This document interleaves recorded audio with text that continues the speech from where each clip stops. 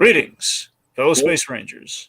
Blue Dragon 5 here, hosting an intergalactic installment of Disney Debates, Lightyear Edition, in celebration of finally seeing deluded Buzz, finally seeing the movie deluded Buzz thought he was in the whole time.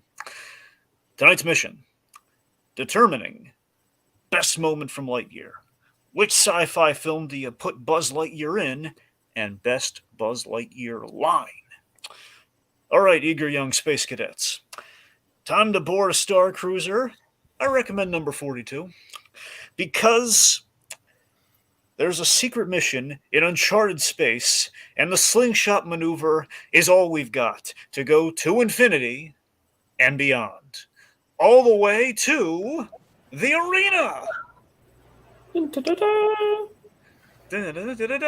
In this corner, from Sector 4 of the Gamma Quadrant, an expert on Space Ranger protocol and smart as an LGM. It's Ranger Rohith Dar. I'm ready for the mission. Good. And in the opposing corner, a rookie who's breaking rank and sporting a cool new belt, and can fly around the room with his eyes closed because he wears sunglasses. It's Ranger Lazerdude. I got my karate chop action ready to go. Whoppa. And joining me in the shuttle, it's Tiki from Morph. My defining character trait is a pen. And Lunar Jacob Weil. That was utterly terrifying, and I regret having joined you. Yeah. So, fellas, Already. how are we doing tonight? I'm doing great. I'm very apathetic about the movie we're debating, but other than that, I'm happy to be doing a debate. just click. Okay, bad can be just as good as debate is good. Yeah, we'll see. Anyway. All right. So, so we're here talking things in relation to Lightyear and Pixar and kind of the sci-fi setting. So, a little refresher on the rules of our merry little game. So, the way it works, it's been a while. We got 3 main rounds in which you're gonna reveal your pick. Then we're gonna go around again. You're gonna give your opening statements, which you say all the good stuff that's gonna be in favor of what you're saying, basically why you're right and the other guy is so wrong. And then you're gonna fight it out. Fight to the bloody finish with words, not with implements of murder. Now, R2 here, because we couldn't afford socks, just simply was not in the budget, kids. I hate to break it to you. But R2-D2, Dang. American classic, Americana, literally the colors of the flag. What's not to love? R2 here is the bell when he speaks. I don't want to hear anything else. We're going to deliberate. The way it works here, we got a little trifecta. We got a little tribunal of 3 judges, 3 guys calling the shots. We're gonna vote on who made the best argument, and that person will get the point. Now, at the end of 3 rounds, I present a little prize, nice little prize for our lovely contestants. And that little prize that's in a little box is the Luxo coin. Now, the Luxo coin, wonderfully adorned, and based on a real prop, by the way. I do have the Luxo coin from the Luxo Lounge on the Pixar Pier. Oh, I believe it. I have not been to, but I would like to be at. Is there a Luxo Junior coin? You are correct, sir. Anyway, so that coin is an optional feature that will be offered to both players at the end of 3 rounds because they put in their hard work. They need a little reward. They need snack money. So basically, it's optional. Lands heads. Good news, you get a point. Tails, you lose. Yes, you do. Yeah, with all of Your life's point is reward. airlocked into the deepness of outer space. And all crystallized and cold and lonely and just drifting aimlessly forever and ever and ever and ever times infinity and beyond. So, Tails, you want to avoid that. Anyway. Dragon, tell them about the You wanna other use coin. Sonic. What? Nothing. I said you want to use Sonic. You want to avoid Tails. Yeah, yes, you do. So, Right, but Dragon, what about the other coin? I'm so glad you asked. Because there is a hidden coin much like the floating power module battery from Toy Story 2, there is somewhere, not as easily presented. Again, that was a false thing anyway. Anyways, we have that we have a hidden coin somewhere in our rounds, and that coin is the standard issue silver piece. The standard issue silver piece. That's going to be offered to the winner of the round it is discovered in. Could be any of the main rounds, could be a few of the speed rounds, for all we know. Now, gentlemen, I will caution you, there is indeed a penalty phrase, as there have wont to been lately. Got it. Penalty phrase could be a name, could be a place, could be a phrase, like a string of words, or just a singular word itself, and it could be more than one. Or I could just change it on a whim just to screw with you. You don't know. Anyway, I'll be the one keeping an ear out for the secret word, and if you utter it, even in between rounds, I will let you know before the next round begins. Yeah, we're gonna check in with our man in the control room here. This is the control room Star Command. Yes. Yeah. In which case, why won't they answer? An excellent question. All right, So, are we going to randomize now, or? So eager. I'm sorry. Is that what you're referring to, or what? What do you mean? Well, you were saying like I'm going to check in with Star Command. I thought you were saying that's no, me. No, it's Jacob. Jacob Stark. We're going to check with him Okay, periodically. I'm sorry. I got confused. Okay, we're good. God. Put down the drink with the umbrella, would you? We're working Oh here. my God. Anyway, so let's see. So of course, after the main round, we enter the speed round, in which let's just say things are bound to get exciting and unpredictable. So, name of the game first. Muppet question. Yeah, what? So there'll be a Muppet question as per usual. Yes. Most likely, yes. As he said, going over the waterfall. Yes. The Muppet questions are mandatory. Yep, per tradition. So, anyway, name of the game, first to 5 points wins the whole game. Do you understand these rules as I've explained them to both of our contestants here this fine, starry evening? I do. I do. Good. Randomizer. All right. Woo! Okay, it literally did not change. Yep. Lazerdude is going first for our main round, followed by Rohith Dar. Who's ready to blast off into adventure? Dragon, are we going to need the randomizer for anything else? Well, I want to say yes just to keep you on your toes, but no, we're not going to need to get rid of it. All right. Tab cleanup time. Yay, soothe my OCD. Okay. Okay, so. All right, so we all ready? Yep. Yes. All right, round numero uno. Now that we've all seen Lightyear, which I'm so happy about, by the way, because we had this lovely question. I didn't want it to go by the wayside. So, number one, what is the best moment from Lightyear, the movie? Lazerdude, what's your moment? I chose the beginning of the film where they land on the planet and end up getting trapped there. Okay. Rohit, moment. My chosen moment is the montage where Buzz unsuccessfully is trying to achieve hyperspace and goes through a montage of time dilation. Okay, coolio. All right. Opening statement. Lazerdude, dazzle me. I think we can all agree that Lightyear is not necessarily the movie we wanted to. Although I think from the start of it, we kind of almost thought we might get that. Here was Buzz, and he was a space ranger. He was landing on a planet, coming across weird stuff. He was fighting bugs. He was moaning about not wanting to be with the rookies, just like the animated movie. There was a lot of fun moments in it. We got to see a lot of space ranger fighting and stuff.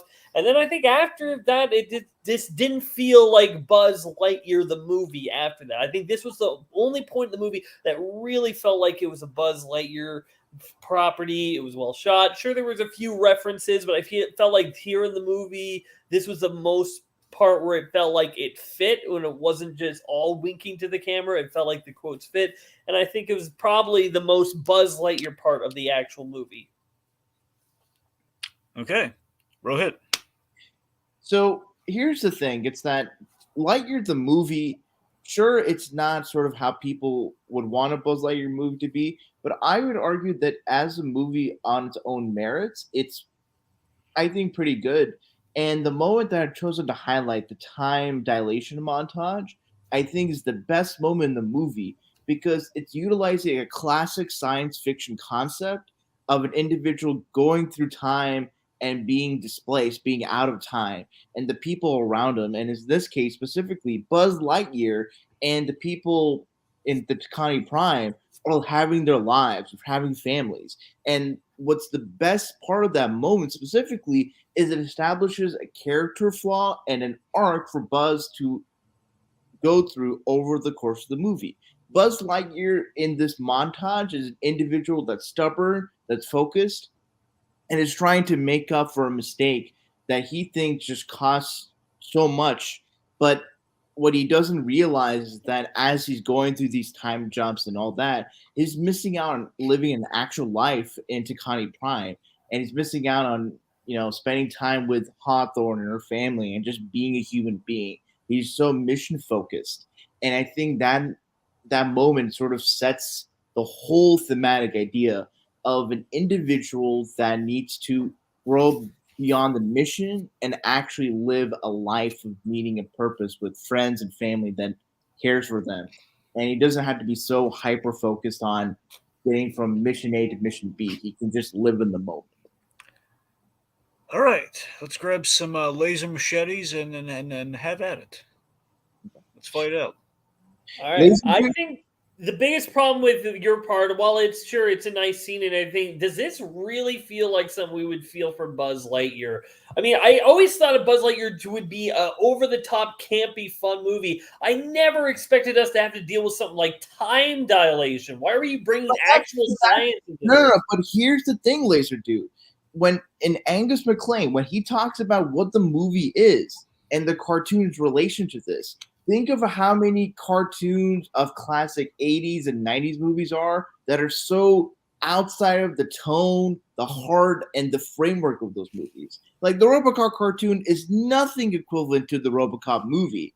And I feel like the Lightyear movie is a solid sci-fi action adventure movie with a good message and time dilation. And here's the thing that really makes this movie stand out. What you've highlighted is something that I can just see in any generic animated movie. Whereas, no. And let me finish. I didn't say anything. Go ahead. This moment in the Lightyear movie personifies what makes Pixar movies do really well for audiences. That it emphasizes interpersonal drama, character stakes, and emotion. The problem is, though, the movie opens with, hey, you know what? This is the movie that aired in 1995 that Andy saw and Andy loved, and this is the entire thing. This is what that is.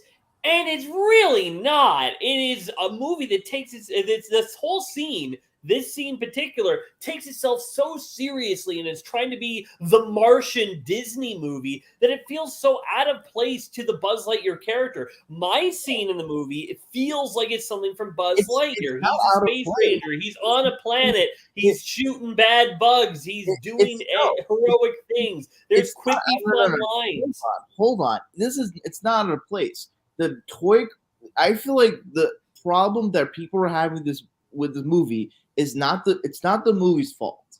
People are too attached to the presentation of how Buzz is the toy, which is based on the cartoon. And as established, the cartoon itself is like any other cartoon that's a spin-off of a classic popular movie, does not always embody the tenets or the tone. And but the cartoon is like, they don't want to acknowledge the cartoon's existence. This like Disney won't even put it on Disney Plus. They want to totally forget about it. This isn't trying to line up with the cartoon at all. But here's the thing, though. It's like, the Lightyear movie, you have to just accept it as it's on its own terms. What is it presenting? Itself is a compelling movie, regardless of how connected you are to other versions of Buzz Lightyear. Is this version of Buzz Lightyear within this movie compelling on its own? And I feel that montage is classic quality Pixar storytelling that you see in the opening minutes of Up, that you see in the opening for WALL-E, that artistic quality of where there's not much dialogue, but the visual sequential storytelling, or in this case, a little displacement, you get a lot of drama, and it's really heartfelt, and I think that's what makes the movie succeed. I I don't. hear you defending your scene a lot, but you haven't really had too much to say about my scene. But- You haven't even you touched on it because my scene actually fits for both of your points. It can be part of its standalone thing, but it also actually works for a Buzz Lightyear part of the movie. No, but the thing is, you're so hung up on the Buzz Lightyear-ness of it, and the thing is, Buzz Lightyear is just like a parody or a caricature of like a generic sci-fi action hero.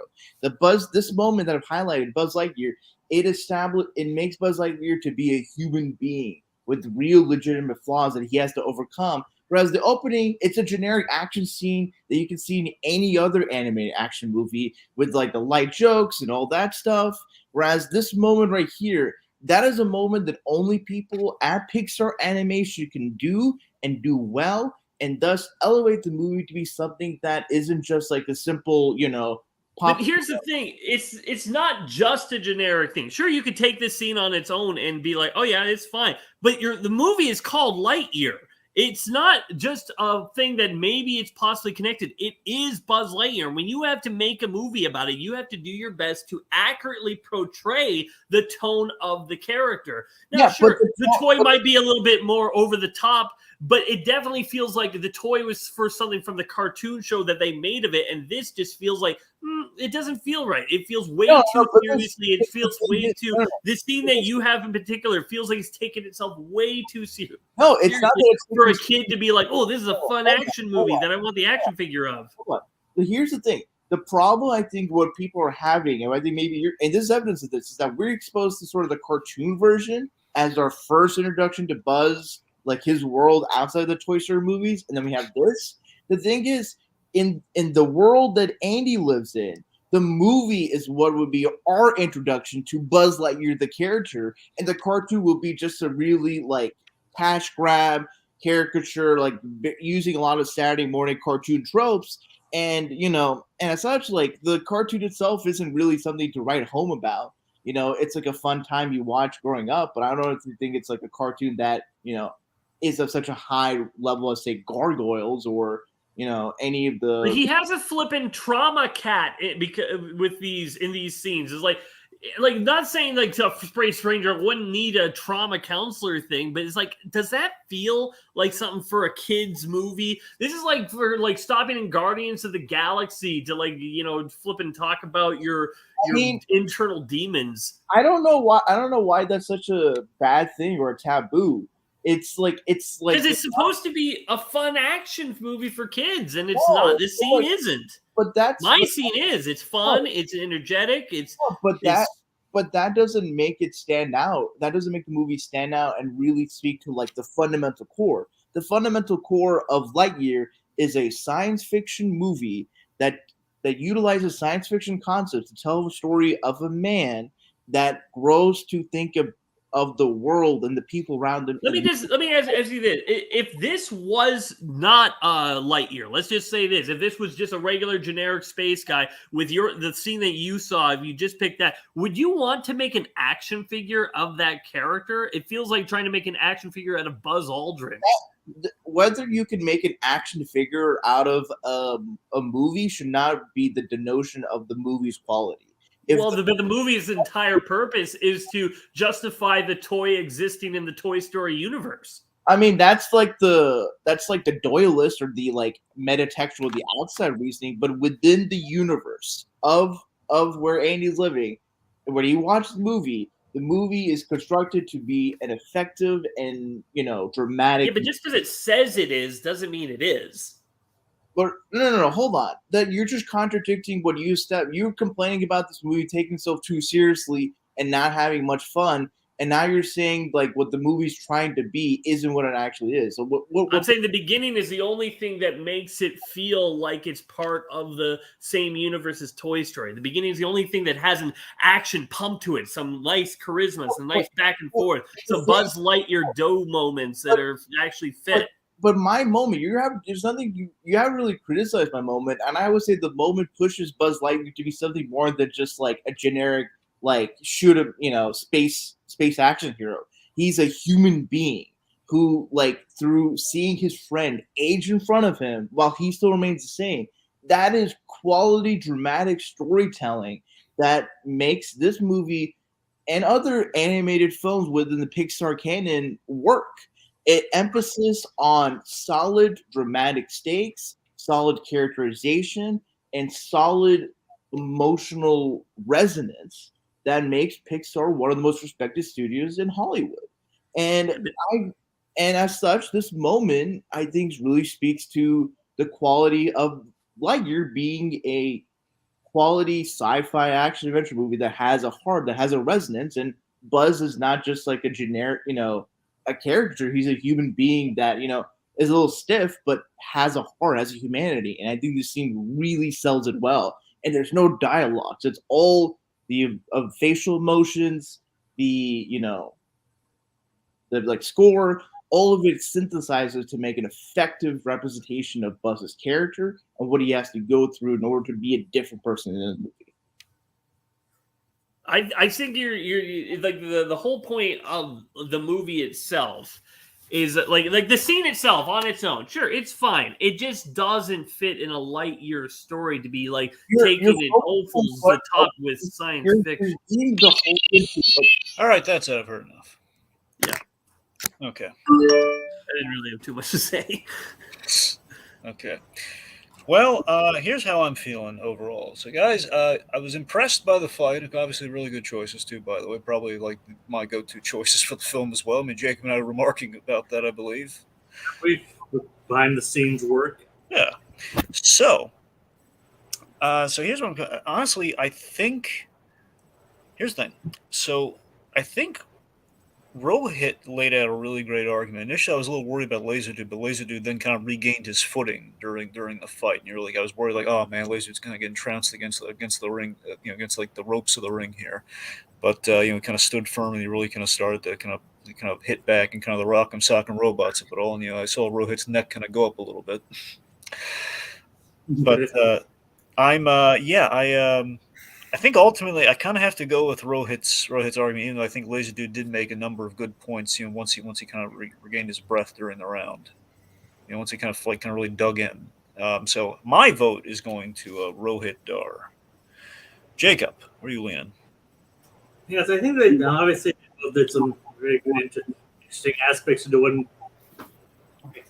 to make this a good sci-fi movie. Like both, in my opinion, both kind of takes on sci-fi are equally valid. Like there's basically he was like arguing. Basically, Lazerdude was arguing that it should have been more like almost like a Flash Gordon-esque, and then obviously Rohit's going for the more 2001 angle. And both of them are valid in different ways. But I think that Rohit defended and attacked more effectively and for his pick than Lazerdude did. So my pick goes to Rohit as well. Okay. Tiki, thoughts? Yeah, I think that, like you said, it was a very, very well fought battle, and I am leaning towards Rohit as well. But I want to acknowledge that I do think that Lazerdude had an ace in his hole in this fight that he did not use. And that ace is Bill Hader.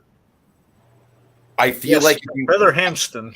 Yeah, I feel like if you would have emphasized the Bill Hader side of things a little bit more, like that honestly could have won him the whole thing, because Bill Hader is like forget about socks. Bill Hader is my favorite character in this movie.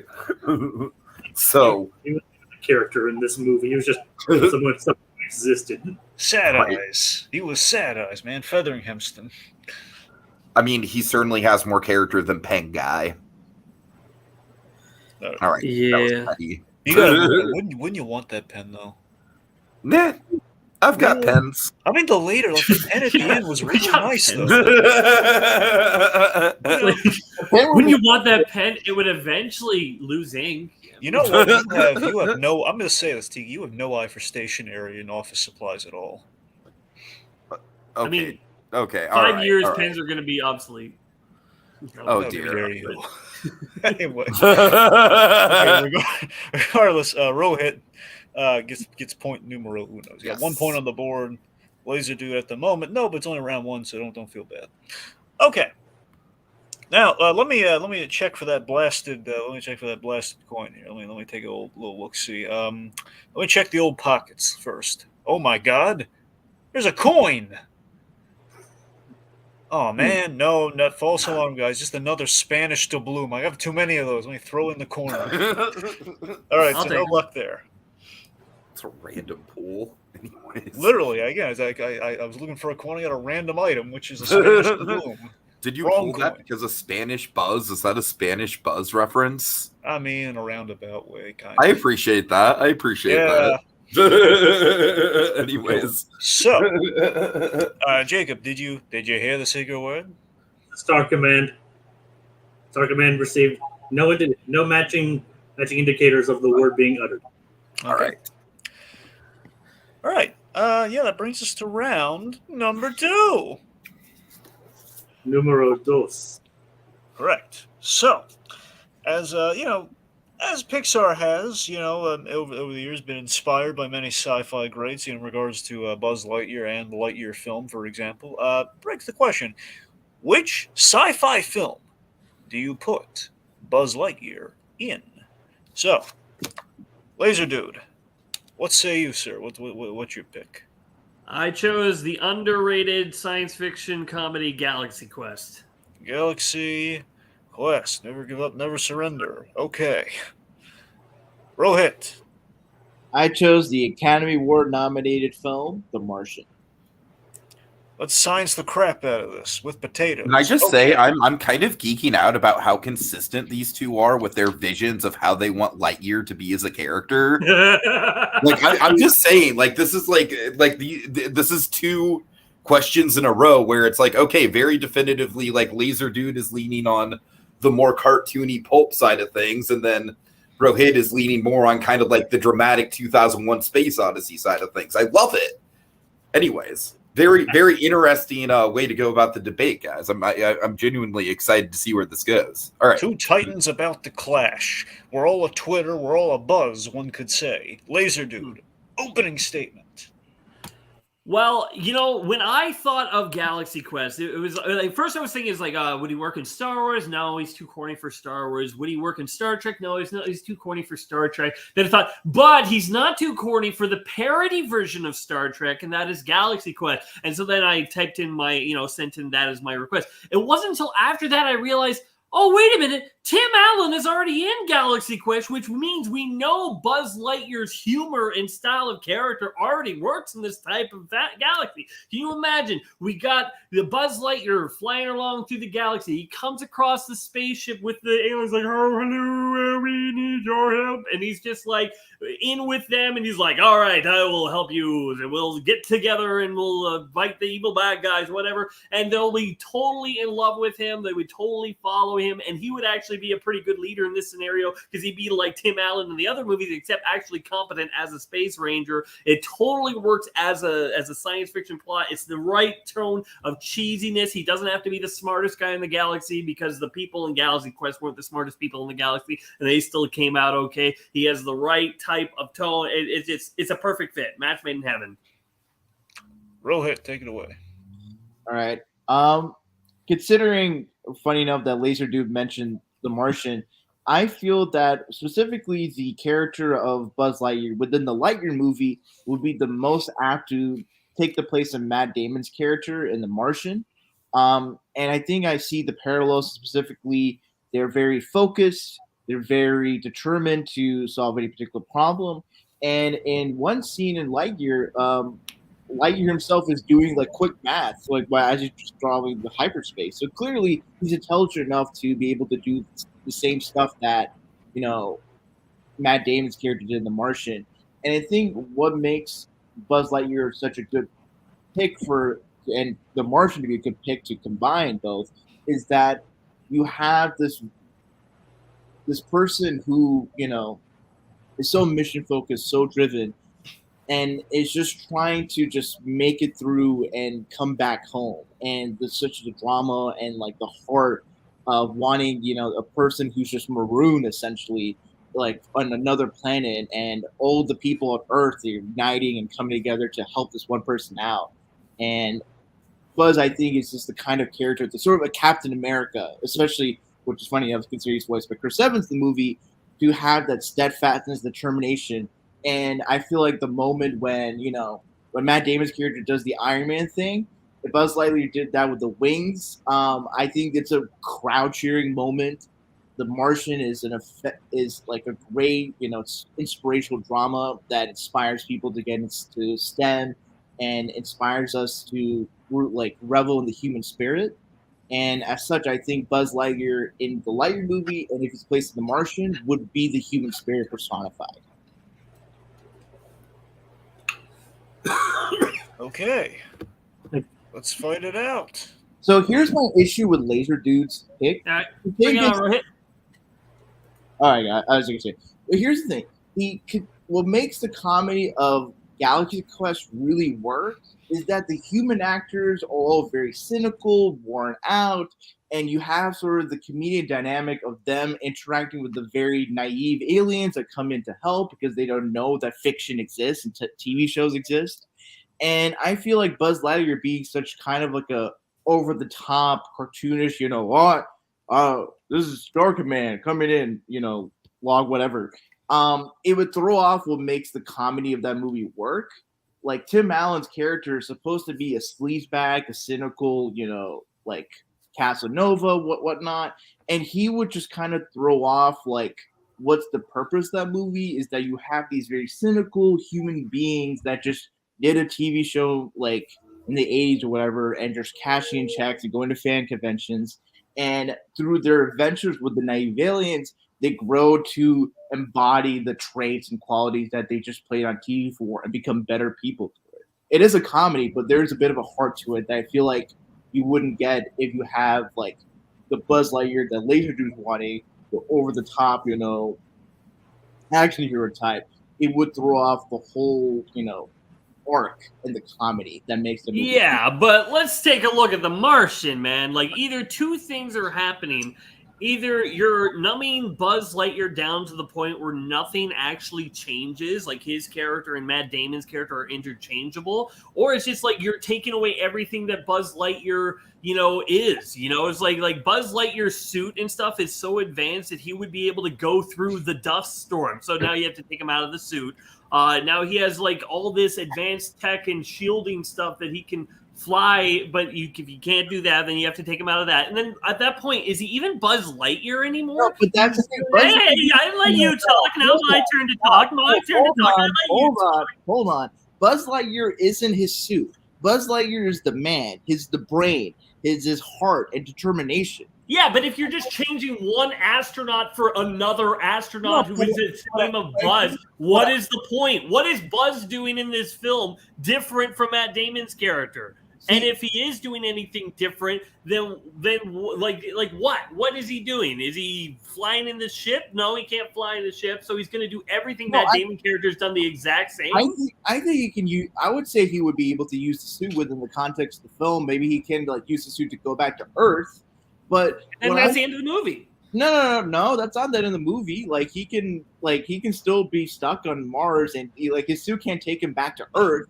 He can use it to collect parts or do experiments, whatnot. I think what the thing is that with Chris Evans is Buzz, and I think this is just our conception of which Buzz Lightyear we think is compelling or whatnot. I feel that his version, you're saying the movie doesn't change. I think the movie changes. In what way? But not in a way that throws out the whole purpose of the movie. Does he still plant the potatoes?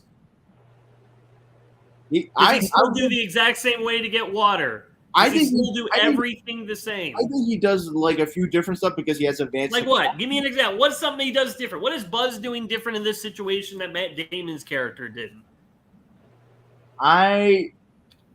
All right, I'll add. You got nothing. We're in Galaxy Quest. Even if you keep Tim Allen and in the film, and you have Tim Allen and Buzz, that leads to so much comedic possibilities. You have these guys who are now trying to pretend like they know what's going on. Now you have an actual space ranger, but now these guys, these aliens, will only listen to the Galaxy Quest crew, and they're trying to transfer power. It leads to a lot of comedic scenes. All right. Okay, I think we get the picture. Okay.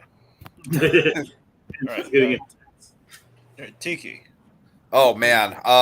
Okay. I think that Lazerdude might have had one of the biggest KOs in Disney debate history with that question. I think specifically the point about like as soon as he said, does he still make the potatoes? Like that was such a round ending hit, man. Super impressed. Give it to Lazerdude all the way. All right, Jacob, how you feeling, buddy? Like, I mean, I don't go into more detail because I haven't actually seen either of these movies. Funnily enough, but I'm For shame. Yeah. For shame, but I'm gonna get around to it soon enough. Yep. Like based on the strength of the arguments alone, I definitely have to side with Lazerdude on this one. With Lazerdude in this one, like the way he perfectly described like Buzz fitting into Galaxy Quest makes me want to also see that version of Galaxy Quest.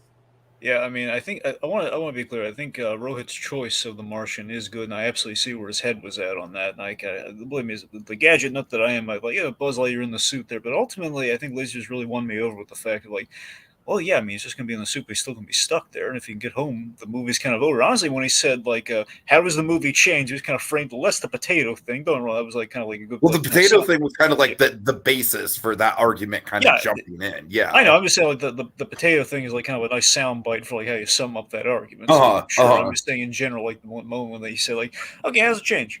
Just very much like, look, how's it? I don't know. I think that was a very well reasoned. I think Laser really had a great comeback this round. So, yeah. I mean, it's not that my vote really counts anyway. Because all right, too, I'm just putting my 2 cents in there. So, all right. No, I think we gotta put that on the Disney debates highlight reel if we ever make one. Seriously. Sure. Cut them, you can peel them, you can boil them. Amen, Jacob. Amen. You can put parts on them, and you can see them like play with them. Oh God! All right. Can you imagine that? Though, imagine like Matt Damon, like just like holding like a Mr. Potato Head while he's on the set of the movie. That's how funny that'd be. Oh man. I'm like one of the original Mr. Potato Head. One of the original Mr. Potato Heads, where it's just the pieces that you stick into the actual potato. Yeah, but he has like the actual plastic pieces though, so it's like a modern day potato head. Oh man, but with the potato body. Oh geez, all right. Prop up vegetable man, or we're done for.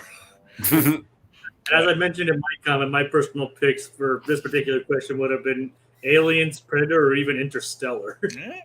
And I would say Starship Troopers would have a very. Ooh, that's a good. Yeah, could you imagine Star Command going after the bugs? Like all the Starship Troopers could be in like Space Ranger gear. Or I know this is more of a series, but Battlestar Galactica would be good too. You can see it. Doctor Who. Here's a weird one I just came up with. Perhaps it was not really a firm answer, but maybe Men in Black. Imagine how that would go. Oh, that's a good one. Yeah. All right, Dragon, the coin. Yes. All right. So let's just check the obvious since we're talking, bring up like potatoes and stuff. Let's check Ham the piggy bank. A little rattle here, and let me see. And oh my God, we got a coin for real this time, for realsies. Are you for real, Dragon? Should I actually switch it to the tab? Well, there's only one way to find out, Tiki. Oh God. All right. All right, so just to be clear, let's see. So Lazerdude won that round. So Lazerdude, yes. Laser, it's your call, buddy. Do you want to flip this coin? You've won it. It's you can gain a point or. This happens every single time. Like I just tie it up and then I get the stinking coin. Oh, remember, you're gonna get another to work with. If I was up 2-0 in this spot, or if it was 2-1 in the next round or something like that, I would consider it. But no, not when I've just got my point. I'm not going to do it. Well, this is when I'm like the devil in the ear right now. I mean, Lazy, look at it; it's on tails right now. Oh God! But here's the thing: I've won so far every debate I've been a part of, and I've only like the last one I only won by 1 point. I don't want to mess up my streak. So but you could win it faster. Or I could lose. Okay, if you're sure, but if it lands heads when one of the guys flips it, assuming he gets flipped, I don't know. Oh, all right. Jacob, the word. the word I can inform you with 100% certainty that it was not said at all. Okay. Awesome. Okay. Brings us to very exciting round number 3. So there are, I think goes without saying, there are so many iconic and fun I'm lines going to said. make this one a scroll just because it's so long. I'm sorry. Go ahead. All right, so there are so many iconic and fun lines said by Buzz Lightyear.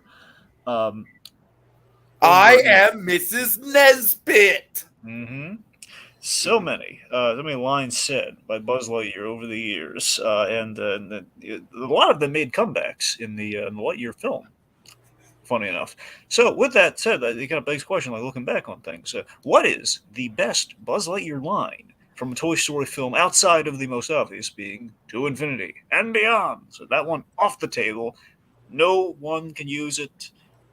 Lazerdude, what was your pick? What line spoke My to pick you? was, even though you tried to terminate me, revenge is not something we practice on my planet. Oh, well, that's good. But we're not on my planet, are we? Yeah. Okay, so the whole we're not on my planet, are we? Yeah. Okay. That's my line. Rohit. My line is, "You are a sad, strange little man, and you have my pity. Farewell." All right. This is going to be a fun one, kids. Strap in. All right, Lazerdude, opening statement.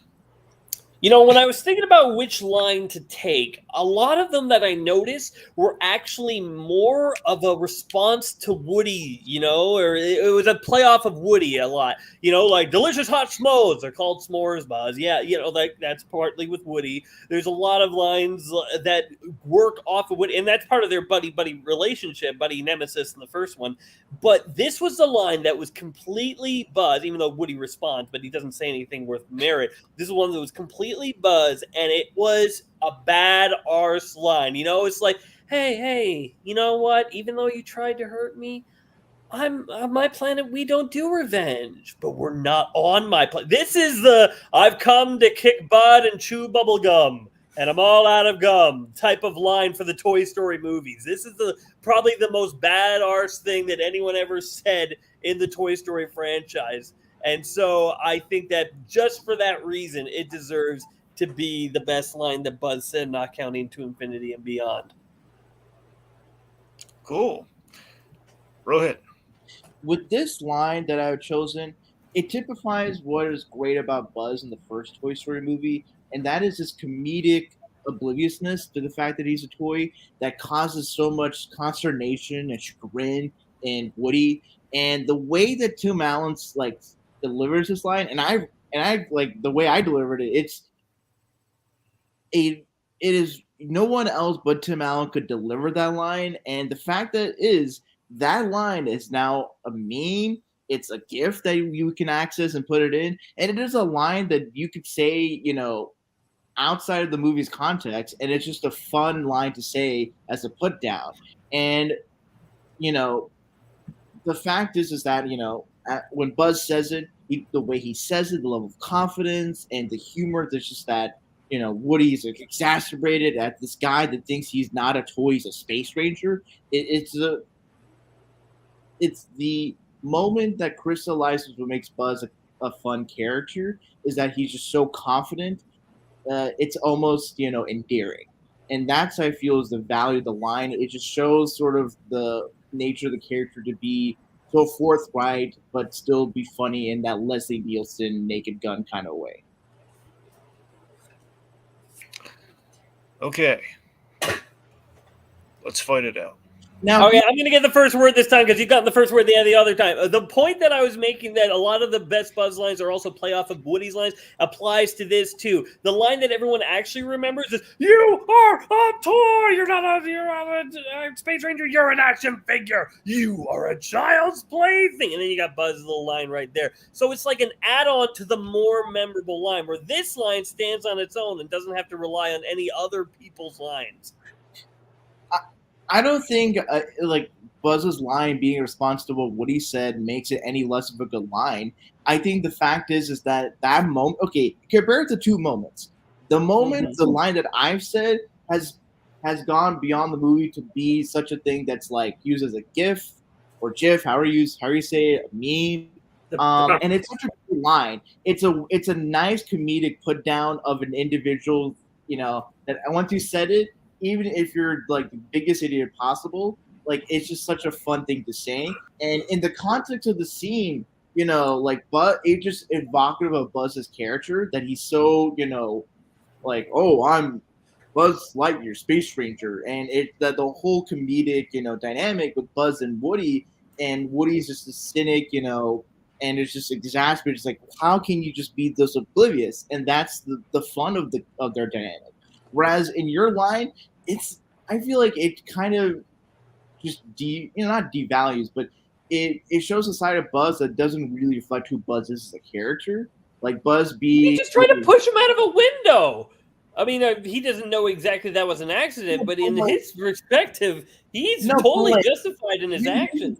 Here's the thing. It's like, for me, the Buzz toy is based on the Buzz cartoon. And the thing is, the Buzz cartoon, like, Buzz Lightyear isn't a bad R guy. He's just a really funny comedic character. And I think the line that I said, that you're a sad, strange little man, you have my pity, farewell, like the Tim Allen delivery of that line just goes to show how talented Tim Allen is as a comedic actor, and especially in voiceover. And whereas in the line that you highlighted, it's like, oh, we don't really practice revenge, but you're on my planet, but we're not on my planet. It doesn't utilize. That makes it cool. It's like, hey, we're buddies, we're friends, and then punch throat to the throat. Punch to the throat. But here's the thing. You say, like, oh, just because your line has been memed, like it means anything. People have memes of dogs farting, okay? That doesn't make it special. That doesn't mean anything. It just makes it a line that some people remember. But the way that the sentence is structured, the delivery of it by Tim Allen, makes it such an iconic moment in that. Yeah, but it's not a bad arse line, like how he threatens Woody. Why Buzz saying a bad R line makes it a good line? Like, does it utilize Tim Allen's talents as a voice actor? I think it does. He sounds threatening. Is it like Toy Story is a very smart, intelligent movie that, like, like you really appreciate, like you appreciate once as a kid and really appreciate more as an adult. And the line that Buzz says to Woody, like, is saturated, like that's a line that you could say to anyone. And it's a line but it doesn't have the same impact in any other scenario. Yeah, but like it's revenge on my planet. It's like it's something that's really specific to Buzz Lightyear, like that context. Right? This is a line that you can say to anyone. And you could be like, "Hey, my mom doesn't want me to hit people when I'm at home, but we're not at my house." Wham! You could totally use it outside of it. Yeah, you just have to change it up a little bit. I don't know. This is just it being you're emphasizing the coolness of the line. My value of the line is that it's just great writing. It's great use of like Tim Allen's delivery as a comedic actor, and just the overall like the way where like how Buzz is looking at Woody, that adds to the line delivery. I feel. Whereas, I feel like it's Woody's moment overall, though. When you're sharing a line and a scene, and then like the other character is taking 75% of the scene, and you're only taking away 25% of the memorableness of the scene. But because of, I think that speaks to the line, the way it's written, the way it's delivered. That just shows how quality of that moment is for Buzz. Even if Buzz doesn't take up most of that moment, this moment is really good. And the line is well written. It's it's something that's reflective of Buzz's character. Whereas this, it's like, okay, it represents what Buzz. My line, I think, has more like setup, lead into, and then boom, punchline. Your line is just a statement, a blanket statement. Yeah, but the statement that's funny in the way that Tim Allen can only deliver it, and I think Buzz Lightyear works in that movie is because of Tim Allen, the way he understands the character. Yeah, but that goes for both lines. It's still the same actor, still Tim Allen. No, but your moment is just like, oh, like this is just him being like, oh, if you mess with me, I'll mess with you. That's kind of what it boils down to. Whereas my line boils down to what Buzz is as a character comedically, and also kind of dramatically, if you want to talk about it, is that he's a guy that doesn't have an awareness of like sense of being, and that's a cause for comedy. And then later, that's in the line. I think when a line is leads to the overall like soul, the spirit of what the character is, and what the creators are trying to convey with this character. I think that's a much more compelling, much more better line, better use of dialogue than a dialogue that's quote unquote bad R. That's like, oh, I won't take like crap or shit from anyone. So like, I think a line that utilizes like the actor's like comedic ability, comedic delivery, makes a line really well. I feel like when you say that Tim Allen's the only one that can deliver it, I don't feel like it's a statement line and it's delivered well, but it's just like it's just there. There's nothing that needs a lot of emphasis or anything. Where my line, it has a little bit more of punchiness. It has to have the false sense of security, the threatening tone, and then the payoff. It's very comedically, but like the thing is, it's kind of like that tit for tat. Like it's. The way that Tim Allen delivers dialogue, it's very reminiscent of like the classic like dialogue-driven like comedies of the 40s or 50s, where it's kind of like a back and forth. And the way Tim Allen delivers that line, the way I deliver that line at the beginning, indicates that it's a line that's well written in terms of the rap, the boom boom boom, and it's reflective of his character. It's reflective of just how the comedic, like value. I don't see how it's reflective. Like it's a little burn here. I don't see how it's reflective of the character. Remind still has his character acting as a space ranger. He's like, hey, this is what we don't practice on my planet, but we're not on my planet. That's still leading into his delusion. Your line, if you took it out of context, you wouldn't necessarily know that it's by a space ranger or someone who thinks he's a space ranger. But the thing is, it's a great line because it shows Buzz being such a great character, a great comedic character. I made the comparison earlier that like the way he delivers the line, how he acted, it reminds you a lot of like Leslie Nielsen's performances in the Naked Gun movies. And what's great about that, like his performance there, I see the parallels. Like they're very serious, forthright, but the way they deliver lines and just the over seriousness just adds the comedic value. And I think, like Tim Allen just kills it in the line delivery. Whereas like in your moment, it's like, oh, but. In my opinion, I think mine is more than just humor, though. There's a lot. It's a good threatening line, but it's also funny as well. It's got a lot of for Toy Story, the movie. I don't take away the movie being about like, oh, it's very bad R or whatever, or it's like it's a funny, heartfelt. I say bad R's because I don't swear, but that's why I didn't say bad R. Sure. I don't consider Toy Story to be a movie that's about badass moments. I consider it's moments that are funny, moments that are charming, moments that are heartfelt, and that line is evocative. Yeah, because heartfelt is you are a sad, strange little man. No, that's what I'm saying. No, as in funny, like funny, charming, heartfelt. Like that line like fits and delivers on what is the like overall legacy of the movie. Is that it's a witty, clever movie that has a level of heart to it. Whereas your line is just like, it could be something that could be said by like Arnold Schwarzenegger in a random sci-fi movie. Whereas the line here, and it only fits for what Buzz's character's comedic value is for like major part of the movie. I feel like if you switched it around and you had Woody say you're a sad, strange little man, it wouldn't necessarily change all that much. It wouldn't be out of Woody's character. It wouldn't. No, because the thing is, Woody is very shouty. Where Buzz's line of mind thing only could be made sense coming out of Buzz. No. My line only makes sense coming from Buzz. Okay, that's it. All right, Jacob. All right. I think this is a well thought round, guys. You kind of really went on each other's throats there. It's impressive. Although I think I'm going to give my point to Rohit this time. I think he really summed up the importance and of both the impact of the line within the movie and pop culture itself, and how Tim Allen breathed life into the character in that particular way. And I also think it's kind of funny that both of these scenes are like literally within the same seconds of each other. Yeah. Really funny. Like before the moving van and before the van. In and out of the van. Yep. You could say the same thing about the Lightyear moments as well. Basically, that's true. Pretty much, yeah. Well, I mean, I think everyone here agreed that the first act was the best part of that movie. Yeah. Yes. So. All right, Tiki.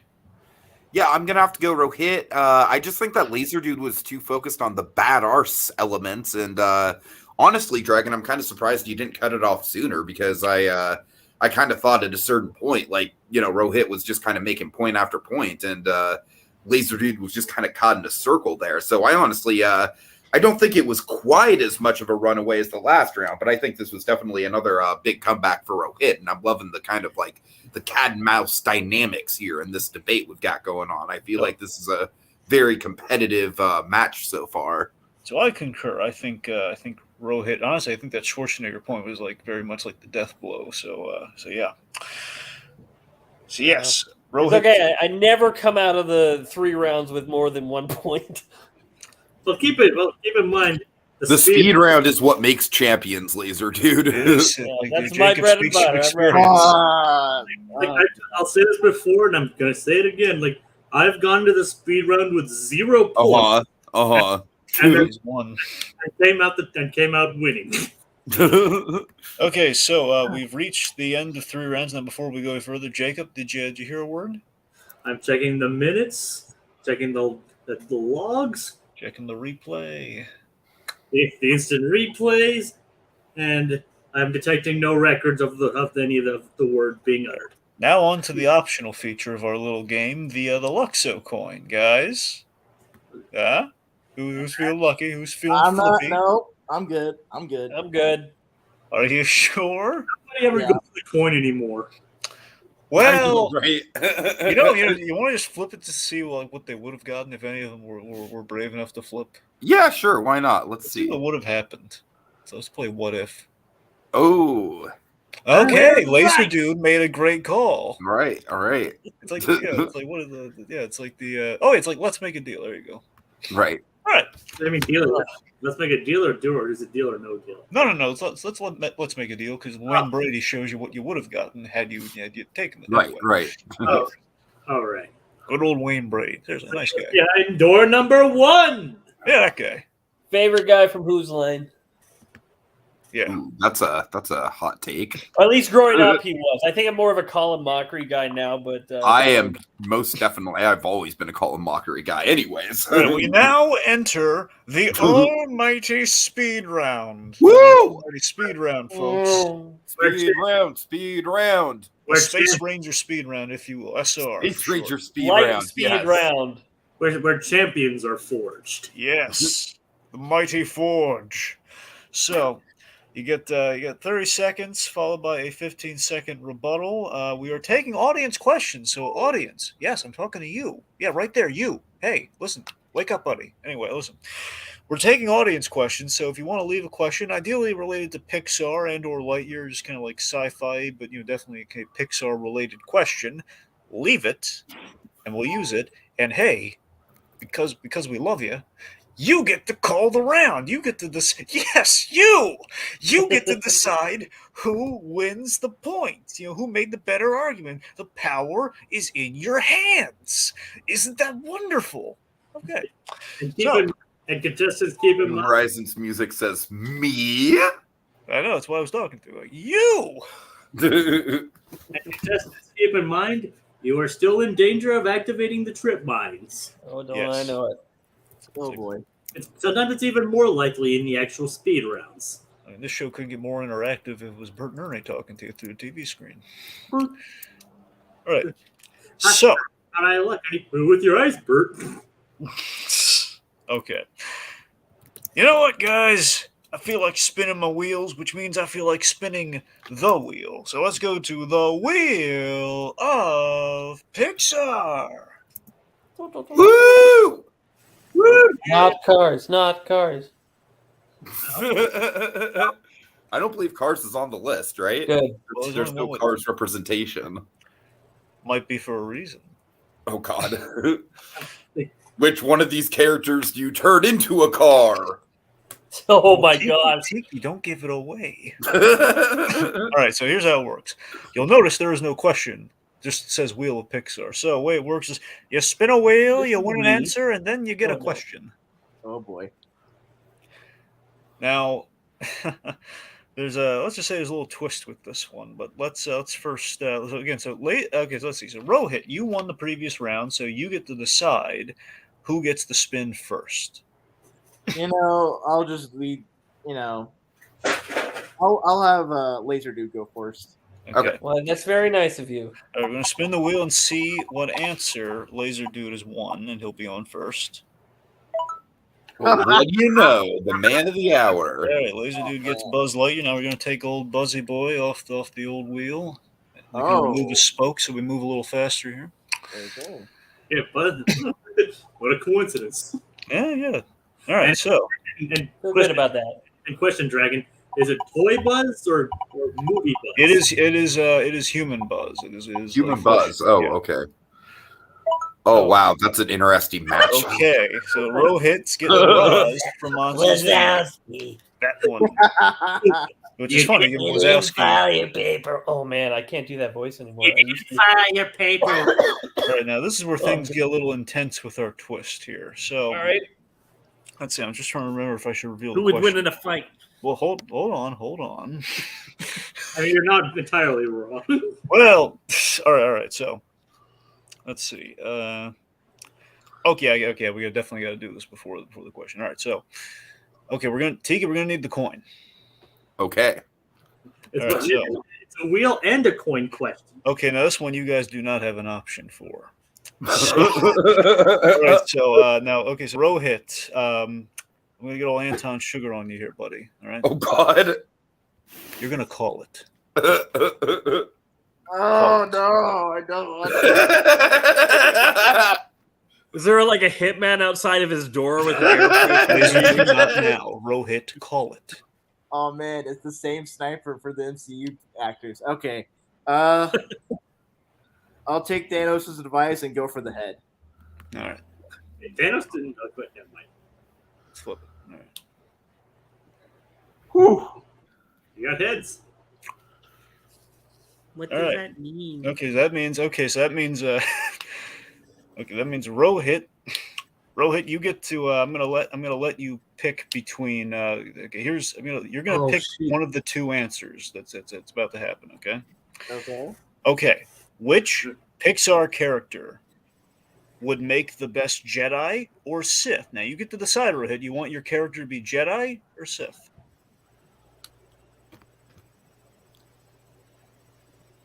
Sith. Okay. So that means Buzz will be a Jedi. So you're basically going to argue why your character is better fit for their role. So again, Lazerdude, man. why is Buzz? Why would this Pixar character? Why would Buzz Lightyear be the best Jedi ever? Okay. And Rohit, Got you're it. going to argue why Roz would be the most terrifyingly awesome Sith ever. I could honestly buy it. I could totally buy it. If we have any people who are good at like fan art, somebody give me Buzz Jedi versus Sith Roz. Yes, please. All right. There are unnatural abilities that the dark side possesses. Okay. Right. So again, remember, 30 seconds on the clock, followed by a Okay. 15-second rebuttal once it goes around to be your turn again. Okay. So whenever you start speaking, Lazerdude, that's when the clock starts. You know, when I think about it, there's no better character in the entire Pixar pantheon to be a Jedi. He is a character who is true. He is noble. He is self-sacrificing. He's ready to put the mission first. He's someone who is not able, when someone says clear your mind, Buzz's mind is totally clear. He doesn't have a whole lot going on in there. He can be clear. He also already is in a sci-fi universe. He totally fits within that mold. We've already seen him basically use a lightsaber in the movie, so he doesn't even need training with that. Buzz Lightyear would be the perfect Jedi. Of all the characters in the Disney Pixar canon, Roz would be a great pick for a Sith Lord. She kind of looks how you would imagine a Sith Lord to be, the scaliness and all that stuff. But in terms of her demeanor and personality, she gets under Mike Wazowski's skin. He puts him down. She's grumpy. She's like doesn't care at all. And she just has the manipulatives, the intelligence that can make her a really powerful Sith Lord and a danger to the galaxy.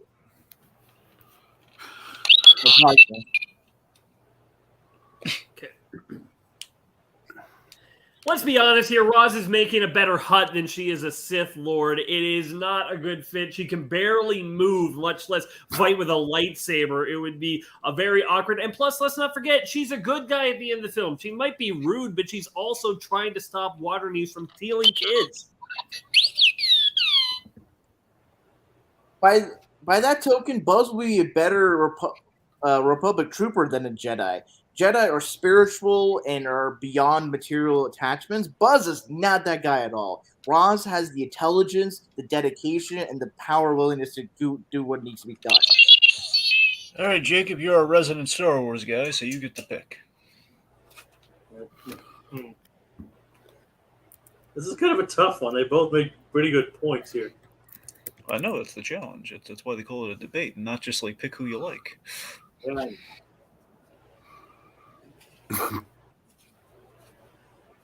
And the other thing I'm going to go with the Buzz question, considering the point that was brought up that Roz being good at the end, even though Roz being a Sith would be pretty interesting to say the least. Yeah. Okay, so you're saying Lazerdude then? Yes. Okay. All right, it's tied 2-2 right now. 2-2. Screw you, Coin! You need the plans for the Death Star, Wazowski. I wouldn't taunt it, Lazerdude. You didn't file the paperwork. File the paperwork for the plans regarding the Death Star. God, here's one question I have real quick. What kind of lightsaber would Roz have? The double lightsaber, like an Inquisitor lightsaber, or what? Well, she would try to spin it to fly, but it just wouldn't pick her up. All right. Okay. All right. So that's This would be green. All right, Tika, did we have a good audience question yet, or no? I have an audience question. No, but come on, man, you don't. Well, I'm just saying, I threw one out there just because we haven't seen one yet. So Yeah. Well, yeah, believe it, Tika, it's not a good question. I don't know if our guys are necessarily qualified for this question. neither of you are. I don't know her name, but I would choose the girl who can phase through stuff. This is what I'm talking about here. All right. I know a little bit. Should we go with Ryan Howe's question about the color? It's green. I mean, that's like obvious. It's kind of, yeah. Let's do the Muppet question. All right, we'll do the Muppet question. So, okay, so inspired by a fun real-life Pixar Easter egg, which I've always taken that. I believe Doug Sweetland did this short anyway. So, based on an Easter egg from Presto, for those who may not have caught it, there is a Muppet cameo in the Pixar short Presto. Oh. You have Statler and Waldorf in the balcony during. Oh my God! How did I not know about that? Yeah. So when he's running off to the stage, you can kind of see him in like the upper balcony. Anyway, Uh-huh. I'm going to look that up after this. That's cool. Yeah, it's really cool. Yeah. So which it's like the upper, like it's either the middle or the upper, like it's either pointing towards the top areas where you see them. Anyways, like basically where they would be in the Muppet Show. It's literally like, put them literally in the balcony. They roughly would be through the Muppet Show. Anyway. So, inspired by that fun fact, which Muppet should be an Easter egg in a Pixar film? That is not Statler and Waldorf, obviously. Super Grover. Well, okay, let's not use the Sesame Street characters. Oh, well. Muppets. Crap, no, sorry.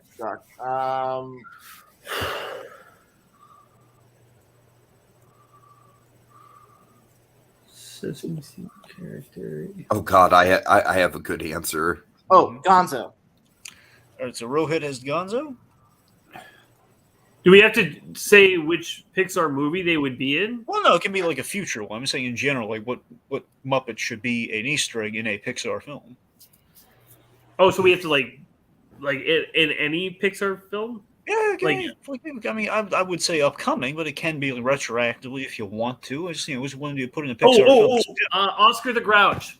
Well, okay, well, again, not a Sesame Street. Oh, right, sorry, dang it. I thought he would do Wally. Technically, he did cameo in the Great Muppet Caper, but that's the only. But it was a very brief cameo. It was a great cameo. Yeah, no, that doesn't count. I'm sorry. I got excited for Oscar the Grouch and Wally. I thought that would be such a. I know. That's a good one. Would be good. That would be good. No, it would be.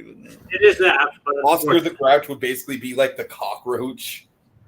I'm home. Everywhere is my home Oh now. my god. It is a Roz and Oscar would be You great. know what? Just roommates. take out Wally and just have the whole movie be an Oscar the Grouch movie. He falls in love with a robot, you Be the know? better version of Velma and Grouchland. Oh god. So that'd be such a much more appealing. Okay, version. I got one. I'm gonna choose Ralph the dog. Okay. Okay. For the Ralph record, guys, I would have chosen Waldo the Spirit of 3D. That's funny. Let's The clarify, deep cut, that'd be the deepest cut, but it'd be awesome. It would. Yeah. Question is like, which Muppet character would make the best Easter egg? Yeah, in a Easter egg. movie? As in, like, they wouldn't. The Easter egg, probably a background Easter egg. Let's just say an Easter egg. I wouldn't know. I don't know if I'd give them a speaking line, but I mean, I don't think any Easter eggs really had speaking lines, really. I mean, Tin Toy made a noise once, but that's kind of as close as they really got to that. Yeah. Tin Toy made a noise. Yeah, so based on that, I don't know if I'd. Well, they forget, like, it's not a cameo; it's like an Easter egg. Cameos would be like at the end of Cars, we had like the toy versions, well, the car versions of the characters. So that's not exactly an Easter egg. It's more like, oh, look at the cameo. Another example of an Easter egg is the books in Andy's room are names of previous Pixar shorts. Which is delightful. So there you go. Okay. All right. So Rohit, whenever you're ready. Gonzo would be a great Easter egg in a Pixar movie, especially if he showed up with his love, Camille the chicken. Gonzo, just for the fact he does all these like fun stunt performances, you could just have him like do one in the background of any Pixar movie, especially if it's like a sci-fi Pixar movie. And Gonzo's just an eccentric character that could add to the comedy and like in the background. And as such, with Camille the chicken being there, like it'll be a fun thing that people can point out, after watching the movie. So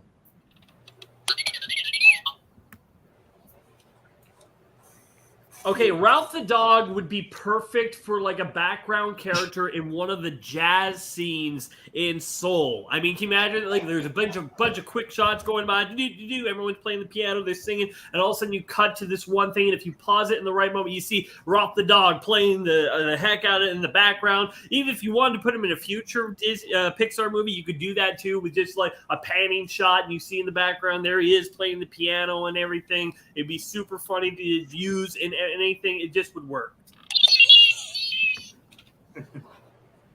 the thing is that Ralph the dog just doing like piano music, it's just kind of like not really that cool of an Easter egg. At least with Gonzo, you could just see him doing cool stunts in the background, and he has like Camille the chicken there just watching, and it would just be funny if like you could just see the corner of the eye, and Ralph the dog would just. Well, the whole purpose of an Easter egg is to blend into the background that you don't see unless you're really looking forward to. I think anything Gonzo does, he's going to stand out. If he's flying through a cannon, you're going to notice that. If he's doing anything that's Gonzo related, you're going to notice it, and it's not going to blend into the background and defeats the purpose of being an Easter egg. Okay. Tiki, you expressed a lot of enthusiasm towards this, given this Muppet question. You actually asked for the Muppet question, so you get to call this one, buddy. Yeah, I would say easily the point goes to Lazerdude, I think. Okay, 3-2. I just think what he just said about how Gonzo would just stand out in any given scene, and honestly, Lazerdude, when you described like the panning shot of a crowd and you just see like the small Rolf in the background playing piano, I honestly kind of got chills. I was like, ooh, I could see that. The thing is, when you first said Ralph, my first thought was like him blending in as one of Charles Muntz's dogs in Up. Well, I don't really want to get the bird. No, it's Charles Muntz. No, when he You get your own bird. I don't want it. No, he basically has like a piano playing dog, and that's Rolf. All right, guys, we're going to go with so it's 3-2 in favor of Lazerdude, right? Yes. Okay, we're going to go with a New Horizons music question, and we're going to go, what other Pixar movie deserves a gritty reboot? All right, what do you got, guys?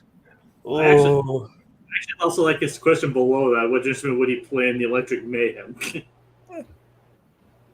Okay. Oh, boy. Ooh.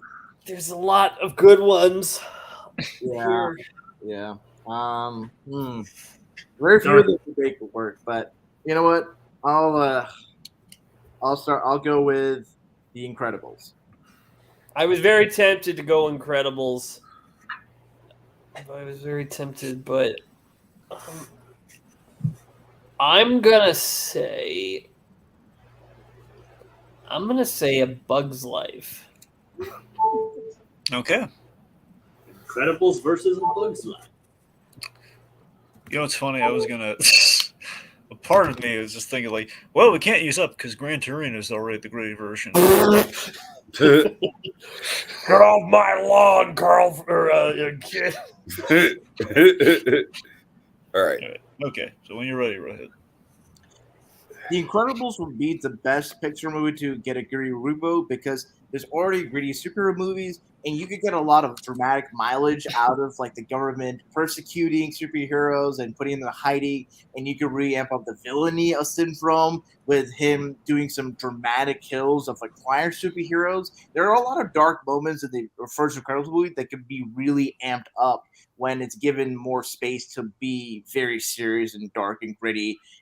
But you still have the heart of the family that is the light that makes this movie palatable.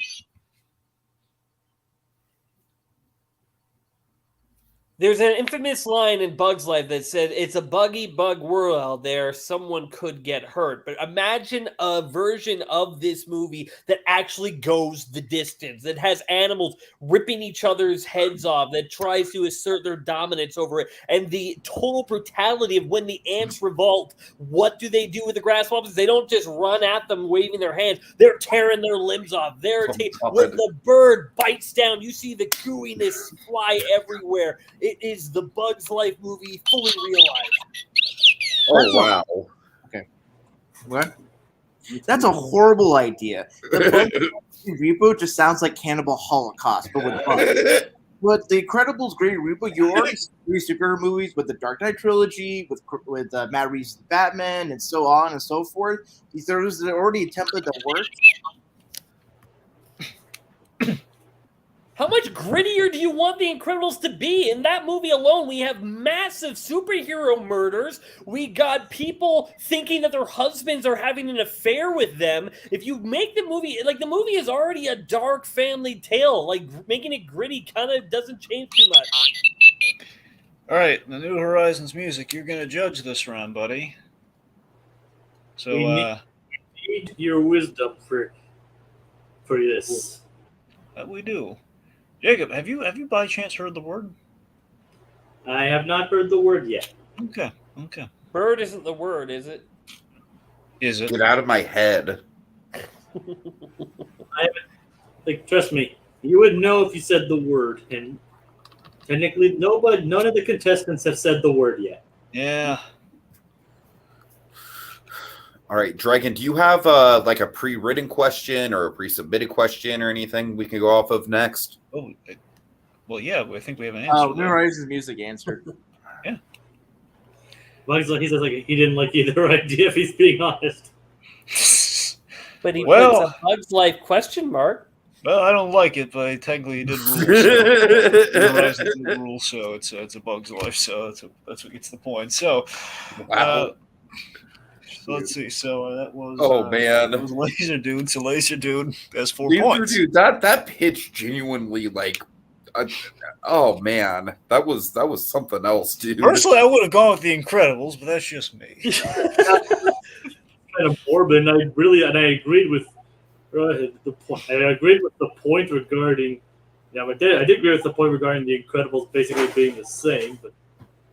Well, I just thought it's just like why don't we just make the Bug's Life movie but have them actually act like bugs? You know, if you're gonna change it, let's change it for.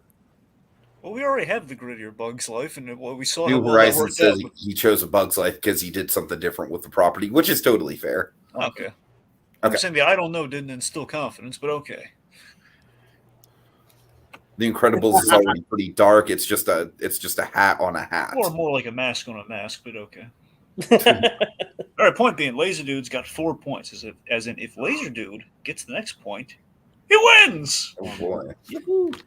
Dragon, do we have any parks questions by any chance? Well, I mean, Tiki, Unfortunately, no, because the main part question we kind of had, but I have something we do need to get to though, so we got to work Okay. this in there. Okay.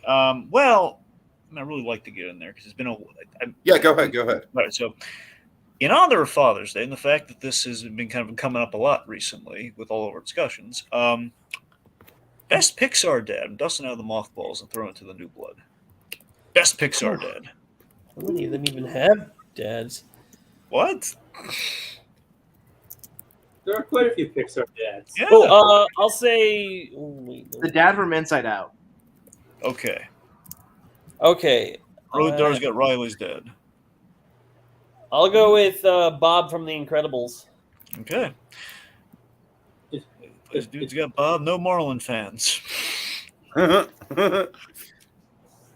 half the ocean and basically. I think there's a lot you can another poke sea at with version of Marlin. Taken. There's a lot of stuff you can criticize. All right, fair enough. Yeah, that's just gonna be fair with any of them, but Anyway, I know, true, but I just chose the one that I felt like I could do the most positives. That's so much for Liam Neeson fish. does the dad from Inside Out even have a name? I mean, yes, Jacob. He has a name, but it's like they don't really. Is the name said in the movie? I don't know if there's a name in the credits. Well, the name's not really said in the movie, except maybe once in like the deep background of a scene. That's when they say it, but it's not important. I'm just wondering. Well, I'm sure. Yeah, he has. They create a name for him, just whether or not they really said it as the like. It's okay. It's in there anyway. Okay, so we know who you're talking about. We don't need to get an actual name. all right, Okay. Rohit, whenever you're ready. What makes Riley's dad the best dad is that he's a dad that you would know in your real life. He's a guy that's struggling to make things work for his family, and he has his flaws, but after the big fight that he has with his daughter, like he tries to make amends and really reach out to her, and also he really connects well, like outside to the Riley's first day, he really connects well with Riley's day, and they bond over rock music. So you can see that Riley's dad is just an approachable, friendly guy that cares about his daughter. And, Okay, I think we should give Lazerdude 5 extra seconds because I was kind of late to the draw there. All right. Okay. Well, Bob is just the good dad. He has a lot of stuff that he needs to work on in his marriage in the film, but most of the time he's always doing good with his kids. He's encouraging his son. He's out playing catch with him. He's, showing affection to his daughter. There's a scene where he kisses her on the nose. He's encouraging him. He's like, hey, how fast were you going? It's like, oh my gosh, you were doing so good. It's like, you were running on water. You were doing. So he's always very encouraging. We can also see how much he loves his children with him totally broken, thinking that they were killed. He was absolutely totally thrown about that. He thought he was going to kill someone because he was so angry afterwards. It is just the great dad, and you see in Incredibles 2 that he goes the distance. Bob is an irresponsible dad that's so hung up with the past that he doesn't appreciate what he has in front of him, that his wife calls him out on it. He wants his children to do things that would put too much spotlight and attention on it and endanger their family. That's not a good dad.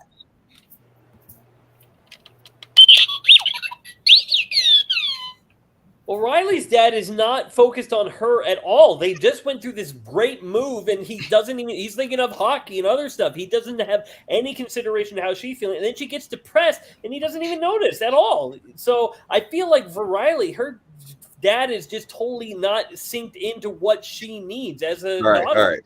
Yeah, I saw that there was a little bit of a difference. Yeah. I accidentally pushed reset. Sorry. Okay. Tiki, the thing. What now? Question. Ditch it. Oh, the New Horizons music is still on there. Oh, okay. My bad. Sorry about that. Okay. All right. Well, Okay. Well, I mean, I think I heard a lot of really good stuff in relation to Bob, but I think Rohit, I don't know, Rohit did make some really interesting points. I think, Also, Riley's dad's name is Bill, apparently. Really? It's Bill. Which is Your news last to name me. isn't Cypher, is it? No. Oh god. I think. I mean, Jacob, what Do do you think that's a Bill Hader homage? Probably not. Yeah, it's unlikely. Common name. Can you imagine it's Bill Hader in the writers' room, like, so what should we call him? I don't know, maybe Bill. Okay. Maybe very casual. Bill Hader's like not an egomaniac. Be like, I don't know, maybe Bill, whatever. Brilliant. Then he leaves the room and like, we're never going to mention his name once in the entire movie. Compromise. Suck it, Bill. Okay. All right, so I think I'm going to give the point to Rohit on this one. Ooh. By a thin margin, by a very thin margin. Tie it up. Tie it up. So it's 3-4 right now. 4-3 Lazerdude. All right, let's see. Dragon, I think we should get my Parks question in there. Well, let me see it before we just blindly go with it. Well, it's besides Slinky Dog, which Toy Story character should get a roller coaster? I mean, I guess. Yeah, sure. Okay, All right. let's do that one, guys. Buzz Lightyear.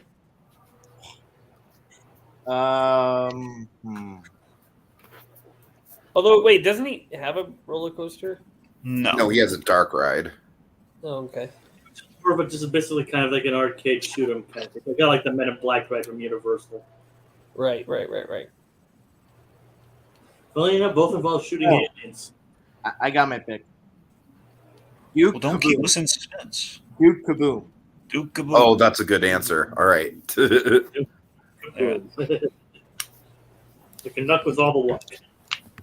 All right, we ready? Yep. Imagine a Disney ride that is completely in the dark. You see a bunch of star lines as you're going through it. You occasionally go into what you think is like a space battle with different spaceships flying over you, flying around you. You're going through it. You hear the lines from the movie, Star Command, the evil Emperor Zurg is trying to abort us, or something like that, and you fight through, and at the end, it's like, you showed guts, Space Ranger. You're a true Space Ranger, or something like that. And then you enjoy it. There's lots of fun stuff you can take from it. You enter the universe of Buzz Lightyear.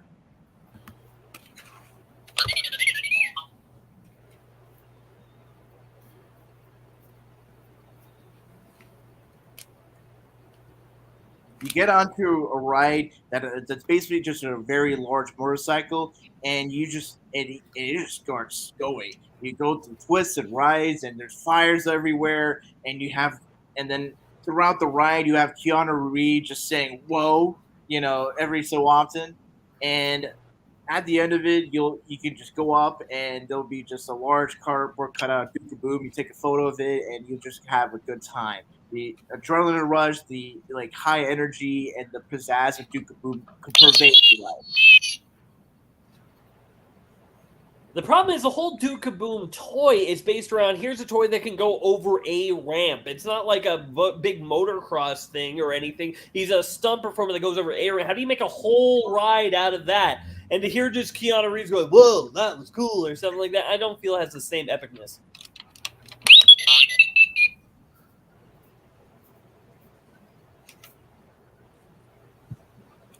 The thing is with your Buzz Lightyear ride, it's just some sort of stuff we've heard before, and it's just kind of like, oh, Buzz Lightyear, like that. It's just stuff we've seen before. Duke Kaboom is like a stuntman. It's an ode to like something we haven't had in a while, but there'd be something new, and it wouldn't be the standard ride. Duke Kaboom stunt spectacular. All right. Tiki, this was your question. Judge it. Okay, so just because I'm the theme park guy, I'm going to give you guys some constructive criticism on both of them and then reveal my pick. So I think with the Buzz Lightyear coaster, I like where you're going with it. I like where your head's at as far as kind of like the in the dark stuff and then the spaceship battle. I think the problem is that it's just too similar to Space Mountain, and Guardians of the Galaxy just opened up, and it's that in itself is kind of like pretty much just like a souped up Space Mountain. So this really feels like it very much could be like a Hyperspace Mountain or a Ghost Galaxy, where it's like an overlay of Space Mountain, but that's really all I could picture it as. Whereas with Rohit, I think I do definitely agree with Lazerdude's point about like I think the including the woe joke kind of diminishes the overall effect of your pitch just because it kind of turns it into a little bit more of a meme. But what I'm interested in with this pitch is that it would basically be like, where Slinky Dog Dash for the Hollywood Studios Toy Story Land is the anchor attraction, which is a family coaster. I'm kind of picturing the Duke Kaboom ride as like the anchor attraction of a Toy Story Land that's more in line with like a California Screamin' / Incredicoaster. And I do think you're right. It is not something that we have seen Disney take on before, the theme of daredevils and stuff like that. And I think there's a lot to go off of. So I'm going to give it to Rohit. It's a tie game. Indeed. Yeah. All right, let's see. Next point. That is. All right, let's see. We got a lot of good questions to pick from here. Jacob, now you're privy to what these questions are. Do you have a preference? I don't have a preference. You don't? Okay. Name the categories. Okay, well, let's see. Yep. As it is, the word has still not been said yet by any of the contestants. The contestants have not said the word yet. Okay, let's see. So here's what we got in terms of categories. We have an MCU-related question in conjunction with Pixar, but an MCU question. There is there's a kind of a Buzz Lightyear toy-based question. There's a quick draw question. That's whoever picks the answer before the other guy gets. Let's see. There's a Pixar short-related question, and there is a let's see. Oh, yes, and there's a casting question. Those are the options. Okay, I'm leaning towards either casting, because that's not something we've done yet, or a quick draw, just because of the stakes involved. Okay. So what do you think between those two? Well, Jacob, what do you think between those two? Let's go on the draw. Okay. So what's a quick draw? Okay, so the quick draw is I'm going to here's something special we've never done with the quick draw before. I'm gonna say I'm gonna say the question, but the question will be between these options. Now I'm gonna list the options after you hear all three options. I've never done three before. I'm gonna say three names. I'm gonna say a question between. Basically, the question is best between name. Okay. And you're gonna pick. Okay. You're gonna listen until after the third name is said, and then you both are gonna they'll have until the other guy says this if you want a specific one. Okay, whoever speaks first is gonna go first. And with three answers now, it's 33% bigger. Sure. Okay, so you guys ready for this? Yes. I'm ready. Yes. Okay. What's the best place to eat at? Gusteau's, Harryhausen's, or Pizza Planet? Pizza Planet. Gusteau's. Okay, I think did I hear Rohit say Pizza Planet? That is correct. Planet was first, then Gusteau. Okay, so Rohit said that. Yes. Pizza Planet. That was me. I just want to make sure because he was coming fast. All right, so Lazerdude then has Gusteau's. Remind me what Gusteau's is again. It's the restaurant in Ratatouille. All Remy and Oh, gotcha. Gusteau's without even knowing what it was. All right, Rohit. Remember, this is the guys. Remember, this is for all. I don't mean just some. I mean this is for all the So markets. the question is the best place to eat. Yes, is that best. correct? Best place Okay. to eat. All right. Pizza Planet is the best place of the three because not only do you have the food of like pizza and general food you get at a Chili's or Elephant Bar, whatnot, but you also have an arcade section that would be fun for children or adults. And here's the thing: what makes a restaurant good is not just the food, but the atmosphere. And there's just a lot of high energy and just fun that you get at a Dave & Buster's that you wouldn't get really at any other fancy schmancy restaurant. This is for the average family, the American family. You know, it really doesn't matter which version of Gusteau's we're talking about. Even if before Remy gets there and it's a 3-star restaurant, 3 stars is still going to be the best type of restaurant you're going to be getting out of the Pixar universe. There is a lot of staff here who know what they're talking about. They know how to cook. There's a man who might have killed somebody with a thumb. He's great there as a cook. There's a lot of talent behind here, and that's before even the rat who can cook can make it. So if you're picking the peak Gusteau, it's way better than anything else. It might be expensive, but we're not talking about money. We're talking about taste. That's the thing. The taste won't be realized by the average person. And it's set in Paris. You have to travel all the way there. Pizza Planet, there's a restaurant all over America, and there's a consistent quality that can be attractive to all members of the family and has the arcade experience, which enhances the restaurant atmosphere. Yeah, but that's not get the question wrong. And the best question is, what's the best place to eat? And when it comes down to it, greasy, slimy fast food, doesn't matter if there's an arcade to it. That's what you're competing against between massive 3-star or 4-star version chefs that can make a chef drop his pen because it's so good. Okay. Critic, I meant. Sorry. So, I'm going to let our resident foodie judge this, but I want to make sure, resident foodie, I'm talking to you, I want to make sure you do it based on the arguments. Okay. Okay. For all the marbles now. You know what? I think best place to eat is a little subjective as far as like how you phrase the question. And at first, I really was getting into Rohit's argument, and I thought, I thought the argument of like all the atmosphere and and the fact that Gusteau's is a little stuffy. But Lazerdude talked with like pinpoint precision about exactly what makes Gusteau's a great fine dining experience, and Dragon as the inner foodie and as the it's not like what place would you want to experience, it's what place specifically would you want to eat at. I gotta give it to Lazerdude. It was close though. It was close. It was definitely a good boxing match of a round there. All right, so Lazerdude, do you know what this means, my dear boy? I'm a 3-time winner! You win! Yeah. Someone's gonna shoot the confetti in the pond. Which is a terrible design decision, by the way, but I don't want to get into that. What was the other restaurant besides Gusteau's and Pizza Planet? Harryhausen from Monsters, Inc. If any of us accidentally chose that one, we were going to get destroyed. Okay. I was just like, God, I don't remember which movie that was. And it was like Pizza Planet just comes to mind. But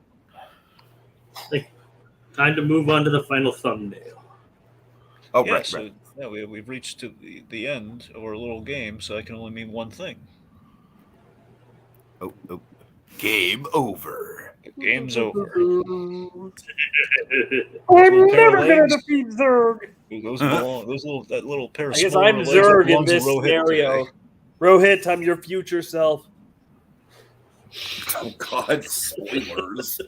Yep. man, that's a man. I have a lot to process. If The rogue Canadian. Man, it really takes your own worst enemy to a whole nother level. So there's a lot of things wrong with the fact that he would be his future self. Yeah, he's an evil Canadian. That's not possible. All right, guys, I genuinely think this was a really, really great debate, guys. I think you guys knocked it out of the park. Thank you. It was a very close match. Came down to the wire. Whew. Rohit, you gave me a run for my money.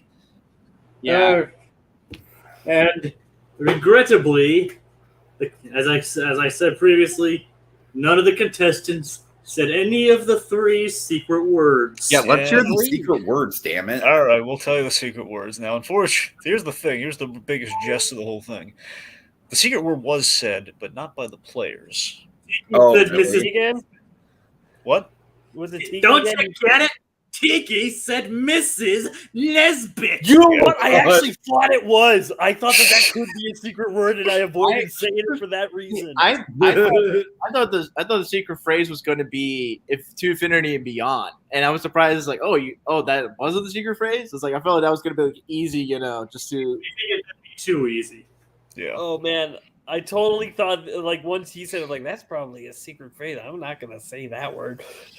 That's why when Tiki said, I was like, oh god. Yep. So this is the whole thing. I really expected, honestly, the whole game. I really was expecting Lazerdude to say it because, because he picked Galaxy Quest and Jason. The Tim Allen's character's name is Jason Nesmith, which sounds a lot like Nesbitt. Oh God. Oh, honestly, I forgot Tim Allen's character's name in the movie. Yeah. Well, there you go. The Anyway, other- so we had other two- words too, which did not come up at all. Two phrases were toy barn. Yeah. And the Oh, claw. The claw. Oh, that you almost had that one probably right with the Pizza Planet. I know. Yeah. It's close. What would have happened if he won? If someone like got the final point? But Oh they my said, gosh. I guess it would Said the- depend if like the penalty was taking a point away or not. If it was like I remember last time when I got it, well not last time, but the first time when I got it, it was like a caveat was one of them where like you could make the person not argue something, but then the other one was half a point, which I still am mad about. But so depending on which one you got, it could affect the game or couldn't, right? Yeah.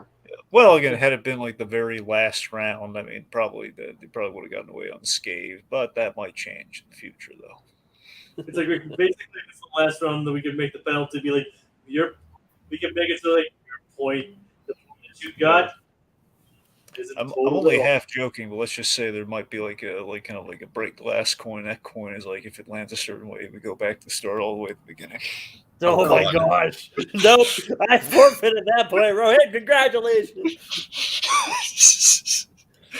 All right, Man, anyway. it's always nice to potentially win on a technicality. Like what would be kind of funny, like one of the secret, like we could like an ultra secret penalty or double secret penalty, Oh whatever. my gosh. And then the penalty was Wait, like, who are you guys? Jeff Probst trying to add so many rules into the game that you're ruining it? No. and then like That was for the you. penalty would be like they lose all their points. All right, we have a question in the comments. Yep.